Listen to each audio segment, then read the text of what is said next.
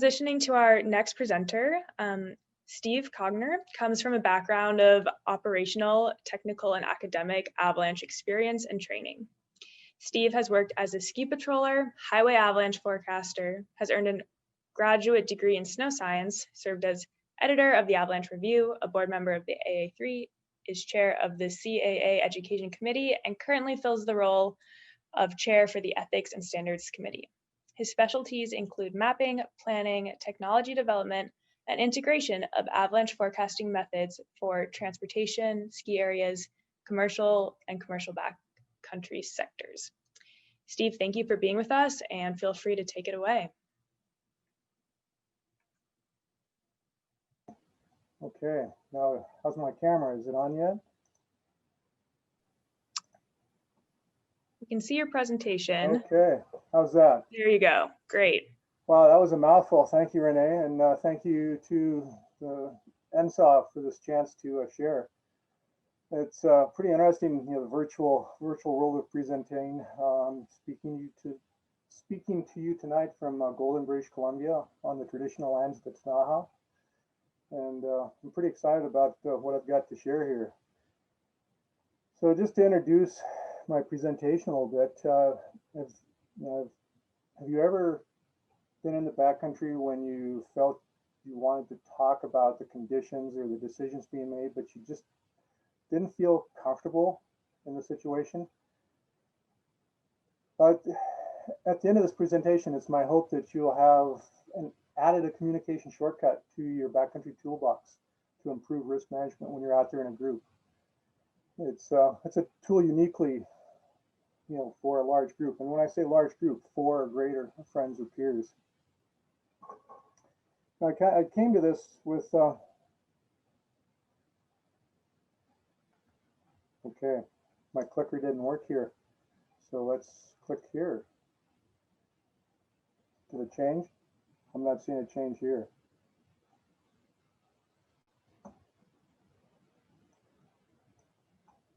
Nope, not yet, Steve. Okay.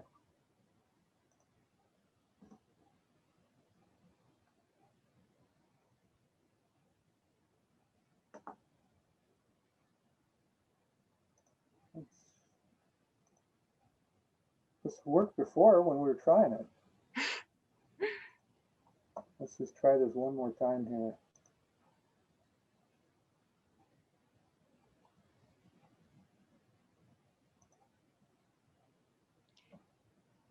Well, we're getting some comments that the audience loves the doors behind you, so.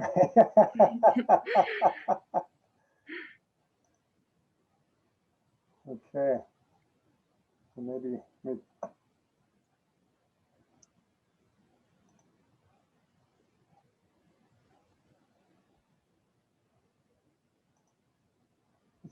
Let's try this screen. There we go. Perfect. We're back on track. Technology. So why are you here? This is not the opening to some sci-fi movie about the existential question, but here, why are you there in the audience? Well, it's because what we do for work and recreation feels good. And it's times like this that keep us coming back for more. And yet we seem to be constantly battling between 2 decision-making structures: risk as feeling and risk as analysis. There's a fast, instinctive, intuitive reactions to uncertainty, which are risk as feeling, and bringing to bear logic, reason, scientific deliberation on hazard management, which is risk as analysis. So Jake just talked about Ian McCammon and facets. Ian gave us a great mnemonic for remembering those typical traps associated with potentially disappointing outcomes. So here we are with a group of peers, group of friends, and nearly every concept represented by this acronym could be at play in this group. There could be somebody getting the expert halo, somebody could be socially accepting, and you got the answer in the previous presentation, but quick, which letter is which? It's a great mnemonic for risk as analysis discussion. So when there's skins to rip, cold to keep out, and patients to be tested by Ferkling, it's kind of clunky. So finding a good tool to avoid those heuristic-driven missteps was the goal that I set out. And I've had the opportunity to be around groups of people for a week at a time over the last 15 years in a backcountry lodge setting, and seeing how different groups make decisions and work, over the course of the week, and put their decision making and their training to work.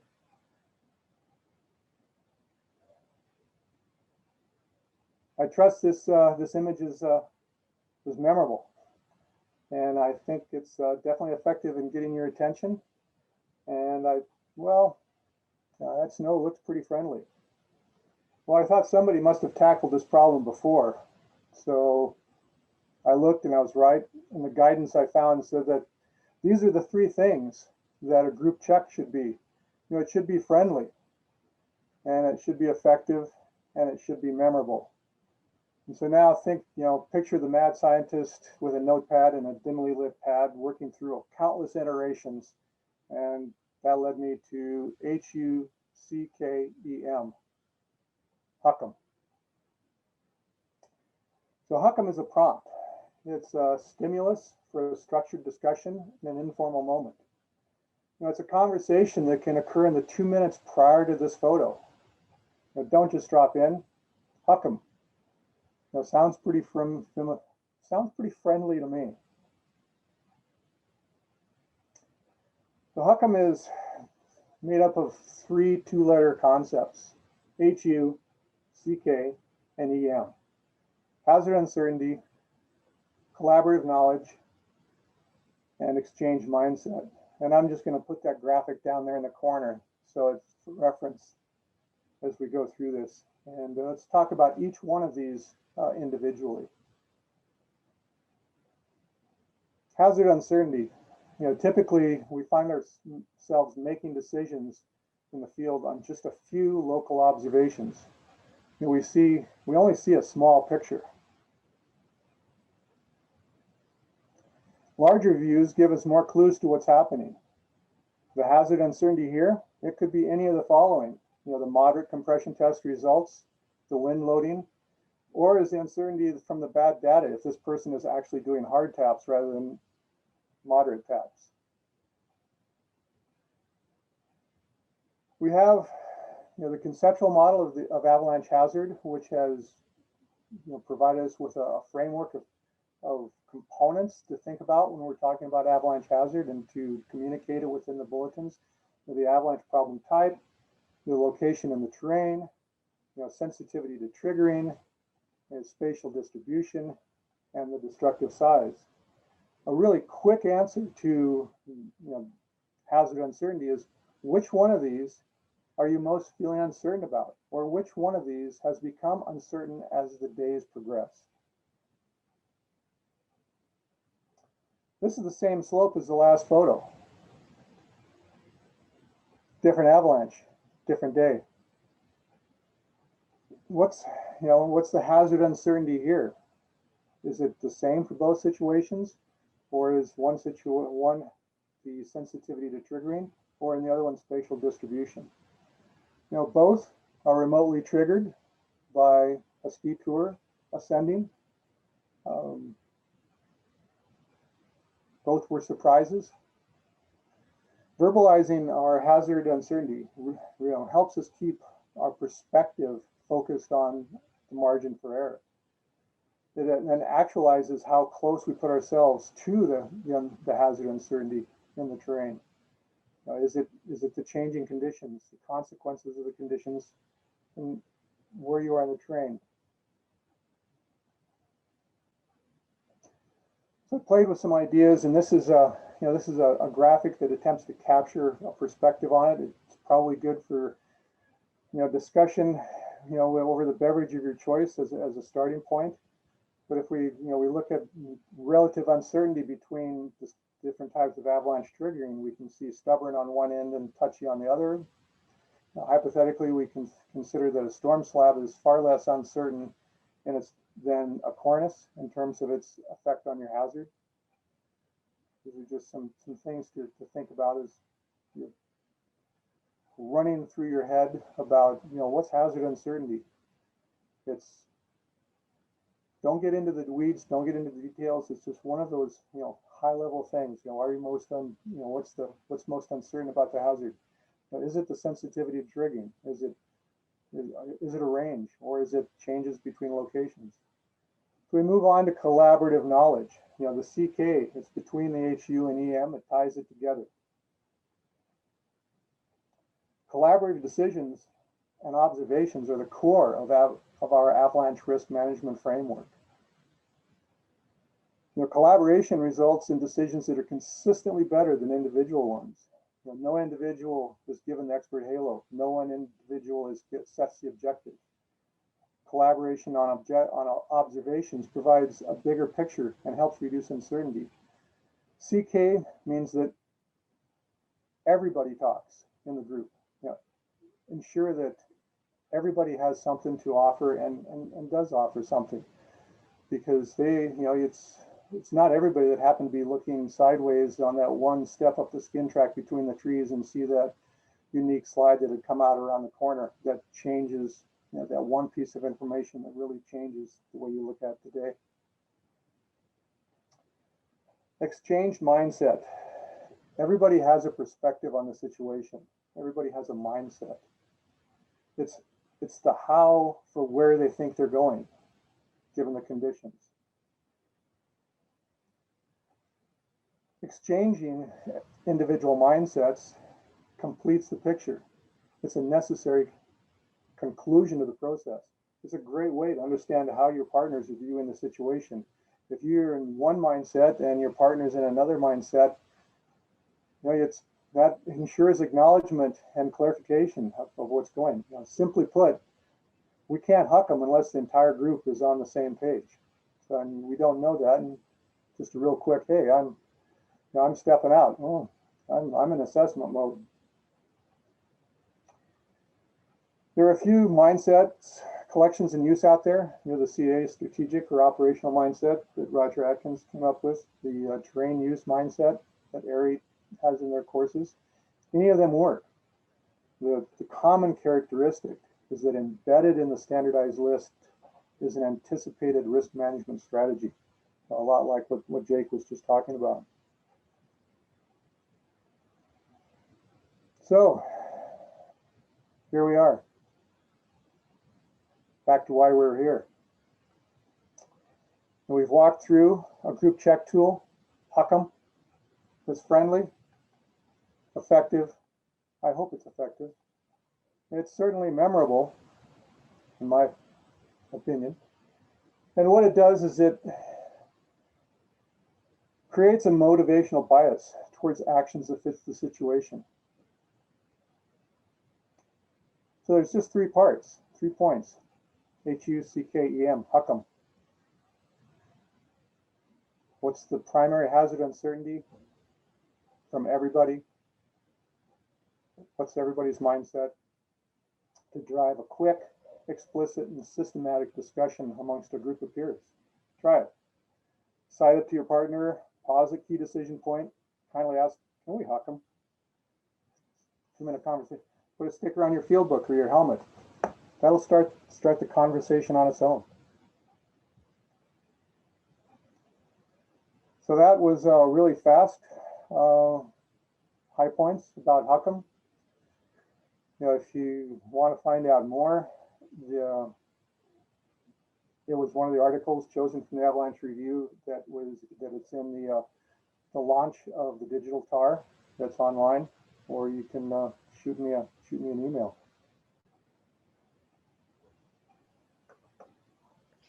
Steve. And we'll see if the technology continues to work and stop sharing. Perfect. That was really fascinating. Thank you so much for the presentation. And to get our Q&A period started off, I wonder if you can give us an anecdote of a time you used this methodology in your personal outdoor backcountry recreation. A good example would be, you head out the door, you've made your plan, you've decided where you're not going, where you're going, What are your cues that you're basing the day on? And the day is changing. You're with a group that you're not that, you're really familiar with, you trust everybody, and you haven't really spent a lot of time talking about things just because you're used to being together. You get to that point, and just before you make your final call, you say, hey, got a minute to HUCKEM before we HUCKEM? Awesome. We have a question from the audience. Josh is wondering if you have any suggestions to avoid getting sucked into groupthink that has blind spots to uncertainty or is applying an inappropriate mindset. I think that's where it's exchanging. It's meant to be informal. So when you say, hey, can we HUCKEM? And you're having one mindset and the rest of the group is on another mindset, you kind of see where things are different. If everybody's racing down one road with a mindset that isn't appropriate, there's not much I think you can do about it if somebody doesn't recognize it in the group. This just gives you a friendly way to bring up the conversation. I think that's a really great point and such good practice to get in the habit of when you are recreating, especially with a newer group or a different group of people. We have an anonymous attendee who's wondering, would you encourage groups to do this prior to leaving for a trip and multiple times during the day? How often? I think it's just a tool for your toolbox for that time when you feel like you want to initiate a conversation. It's meant to be quick, fast in the field. I think it doesn't take the place of your morning discussion where you look at things and make your plans for the day. It's just, nobody wants to be that guy that pulls out their field book and say, hey, wait a minute, let's talk about this. It's just say, hey, I've got a minute to HUCKEM, and you just run through, what are we most uncertain about? What is everybody, how are we collaborating on this, and where's everybody at? What's your mindset? So I think that's what it's meant for.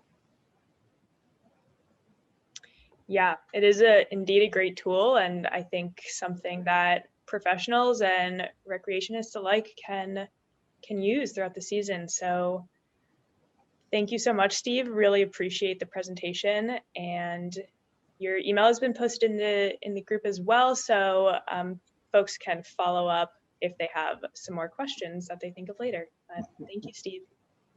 Thanks.